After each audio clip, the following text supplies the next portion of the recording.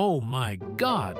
Have you ever seen the world's biggest bulldozer? This beast right here, the Caterpillar D11T, was built for massive jobs. Made by Caterpillar, it's a heavy-duty machine designed for serious earth moving. It weighs over 104 tons, 6 meters long, 4.5 meters wide, almost 5 meters tall. It's basically a moving house made of steel, and the blade nearly 6 meters wide, almost 3 meters tall. One push it clears 32 square meters of dirt. Just the blade alone weighs 15 tons. That's heavier than a big truck. It can shove over 100 tons of earth like it's nothing. Flattens a hill in hours. Under the hood, a Caterpillar C32 engine, 900 horsepower, fuel tank, a massive 1,900 liters. But it gulps fuel 100 liters of diesel every hour. This monster shows up on giant mining sites and massive construction